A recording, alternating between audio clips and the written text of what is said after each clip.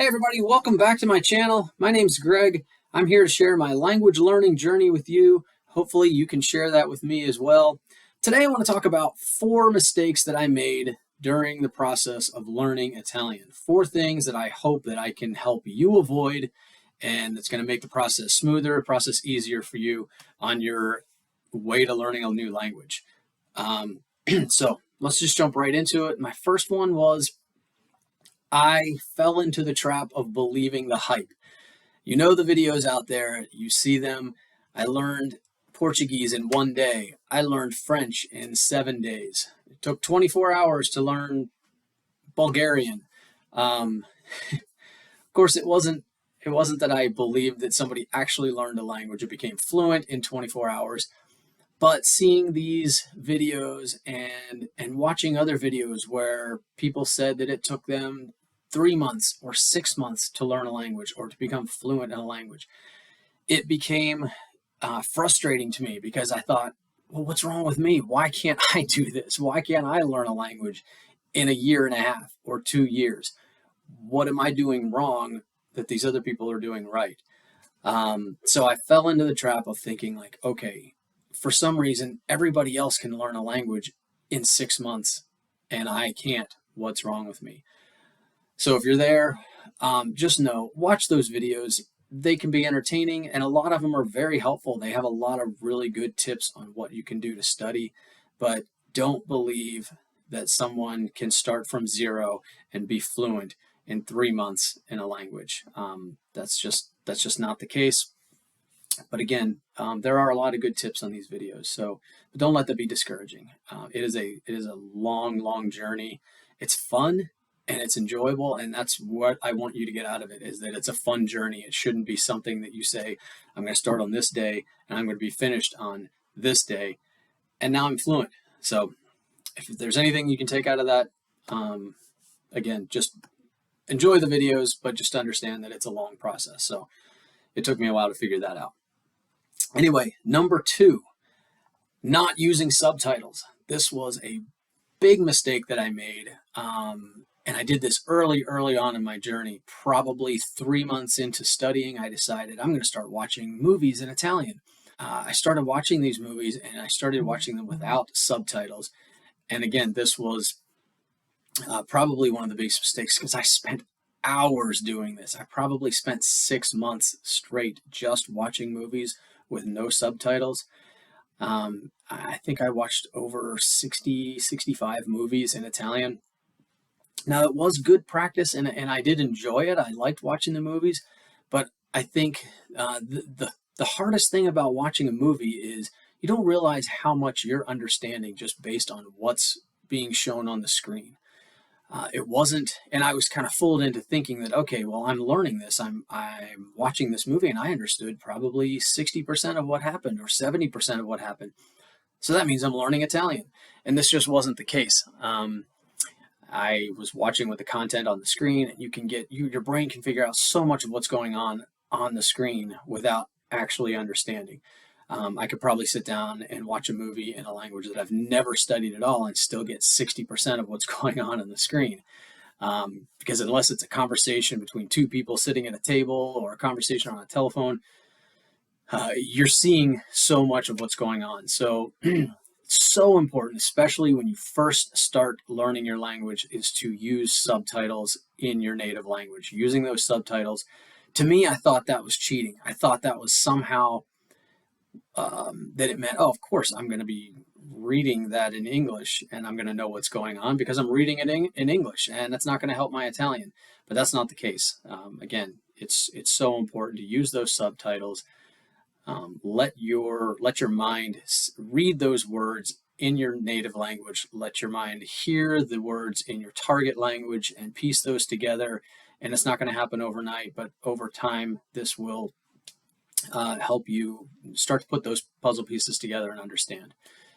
So again, use subtitles. It's so important, and I wish I would have done that earlier on. I wasted so much time just watching movies thinking, I'm learning Italian. So do that. Number 3, I delayed speaking way too long. I decided far too into my journey that I wanted to wait until I was really good at speaking before having that conversation. I know there's different theories on this. There's some people that say start speaking immediately, start speaking as soon as you can. Other people say wait for a while, wait till you're comfortable. I would say I'm somewhere in between. I don't think speaking from day one or the first 30 days is important. I feel like you need to get a decent base.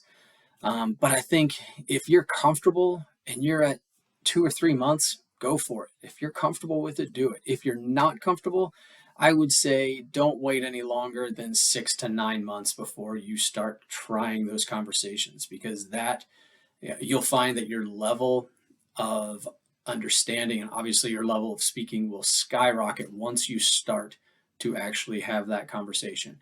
I was almost 2.5 years into Italian before I decided to sit down and have my first conversation. And again, this was based on the idea that that I thought, well, my first conversation, I want to be good. I want to be able to have a conversation and talk to this person in Italian and have them say, "Wow, your Italian is amazing." But that did not happen at all. In fact, delaying that process probably got me to the point where I thought that I should be better than I was. And when we tried to have that first conversation, it was awful. But it's always going to be that way. And that's one of the things that I want to stress is that it's never going to be perfect. You're going to be nervous. You're going to have the fear of because nobody wants to sound silly or sound stupid. Nobody wants to come across unintelligent. But that's part of the language learning process, and it's part of the fun too. It's part of just getting to know, just learning a new process. So again, I would strongly suggest start speaking early, whenever you're comfortable. And if you're not comfortable, just do it. The platform I used was italki.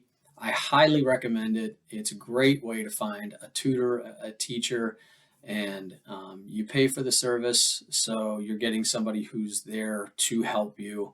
Again, I don't get paid for that, but italki is a great platform to use. Now, I did practice speaking on my own. I tried practicing Italian using the video camera, talking on my computer. I did that a lot, and I thought that this was really going to be helpful when I had that first conversation one-on-one with somebody. It did help, but it's just different. It is different to have a conversation. You're having an interaction with somebody who's speaking to you. You are quickly trying to translate in your head what that person's saying. Then you have to think about what you want to say in your response, and then you have to spit it out. And this is kind of going back and forth quicker than you're ready for it. When you're speaking on camera and you're practicing on camera, you have time to stop and think. So again, start speaking as soon as you can. It will help you on your journey. Number 4, the fourth thing that I would say was a stumbling block for me is somehow I had it in my head that fluency was a switch, that somehow after X amount of hours, X amount of days, X amount of training, that somehow there would be a switch that would go off and I would be fluent. Obviously not the case. I had read somewhere online that an English speaker should be able to be fluent in a Romance language such as Italian, French, Spanish, Portuguese, Romanian within about 600 hours. I didn't really read into all the details of this. It did not say fluent. It said you should be able to effectively communicate. It also was talking about more of an immersion program where you're spending hours per day learning this language to reach 600 hours. It wasn't that you're sitting down for 30 minutes a day and after a cumulative 600 hours, you're fluent. But for some reason I had this in my head and I thought, okay, well, I'm not learning 6 hours a day, 5 hours a day. So maybe I'll extend that out to 800 hours. And I had this magic number in my head that 800 hours I would be fluent. And I thought, okay, well, as I started to approach the 500 and 550 mark, I thought, well, okay, I'm not there. But maybe in the next 250 hours, I'll be fluent. And then when I hit 800, it was a disappointing time because I thought, okay, I hit 800 hours and I'm not fluent. And then I hit 1,000 hours and I wasn't fluent. And I'd say still today, I can speak effectively to somebody, but I'm not fluent. This is a lifetime journey. This isn't something that happens overnight. This isn't a light switch. It's not a certain number of days. So eh, my advice would be, don't go into it thinking, this is January 1st, I'm going to start learning a language, and by December, the end of the year, I'll be fluent in this language. I'll be able to have a conversation with anybody. Be encouraged, enjoy the journey, have fun, share your experiences with other people. It is fun, it is enjoyable. It's the coolest thing in the world when you can actually sit down and have a conversation with somebody in a different language, especially if you're like me, if you didn't have any background in any other language. So speaking to somebody in a different language for the first time was something completely new. Have fun with it, enjoy it, share your experiences out there. If you like this video, please subscribe. There's going to be more videos on things to do, things to not do, things to avoid, and let's enjoy this journey together.